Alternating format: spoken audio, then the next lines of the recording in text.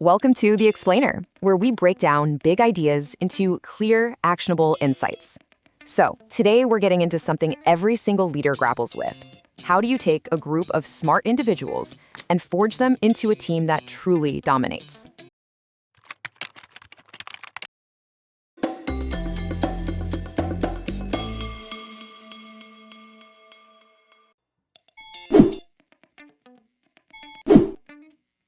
All right, let's kick things off with a pretty staggering number.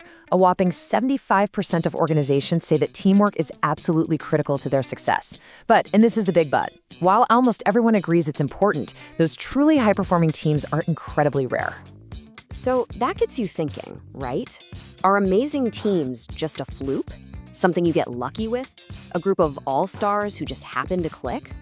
Or are they actually built, piece by piece, with intention? Here's how we're going to break it down.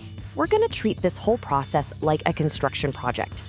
We'll start with the blueprint, then we'll lay a solid foundation of trust, build out the framework with goals, create the internal culture, and finally, look at the leader's absolutely vital role in the whole thing. Okay, let's dive right in. First things first, every great project, whether you're building a skyscraper or a team, it all starts with a blueprint, right? For us, that means we got to understand the invisible architecture of how a team really functions. And at the very heart of that blueprint is this idea of team dynamics. Think of it as the invisible physics of your team, the underlying forces that determine whether you soar together or just kind of stumble along. Okay, blueprint's done. Now for maybe the most critical part of the entire build, the foundation.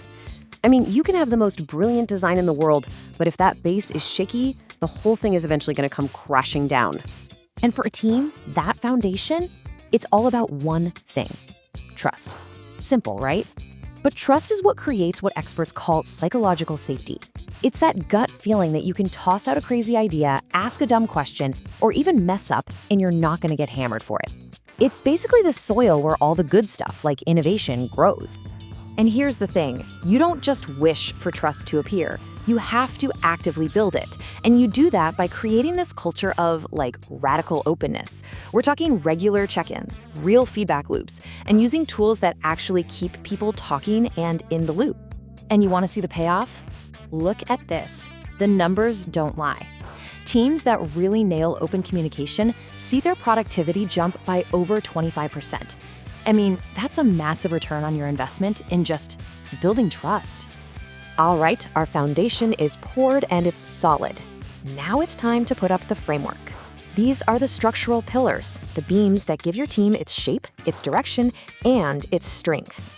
So, pillar number 1 is clarity, and the best way to get that is by setting SMART goals. You've probably heard of this, right? Specific, measurable, achievable, relevant, and time-bound.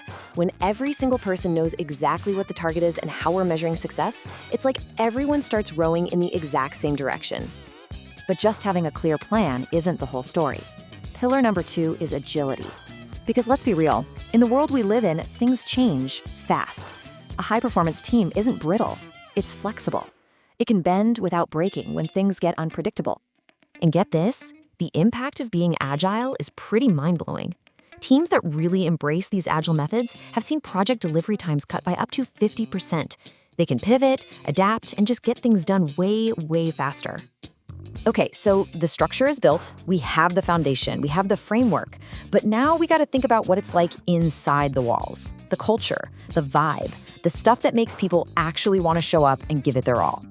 And let me be clear, a top-tier culture values collaboration over competition, period. The whole vibe is about shared success, about having each other's backs, not creating a bunch of internal rivalries where one person's win is another's loss. And a huge piece of that collaborative power comes from diversity, not just in who people are, but in how they think. The research is pretty stunning here. Diverse teams can actually outperform others by 35% when it comes to innovation. It just makes sense, right? More perspectives mean fewer blind spots and way better ideas. So how do you keep this awesome culture going? Well, you've got to fuel it. And the two best fuels are recognition and growth. You have to celebrate the wins, big and small, to keep people fired up.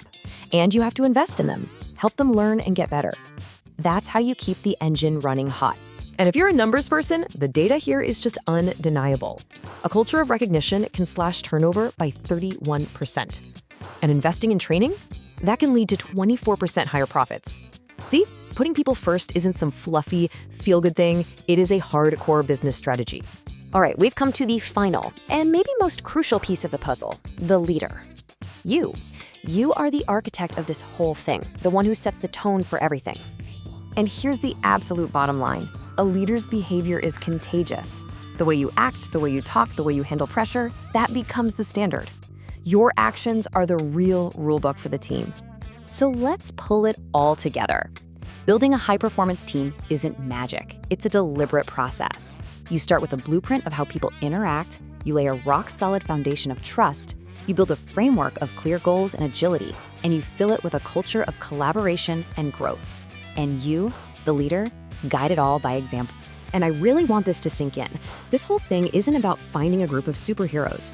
It's about creating an environment, a system, where talented people can come together and become an unbeatable team.